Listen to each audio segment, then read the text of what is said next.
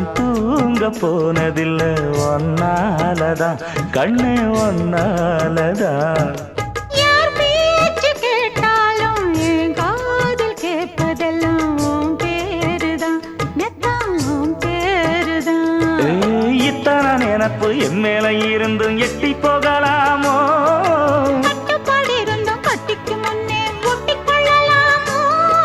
முத்தமிட்டா மோசம் என்ன உண்டாகும்?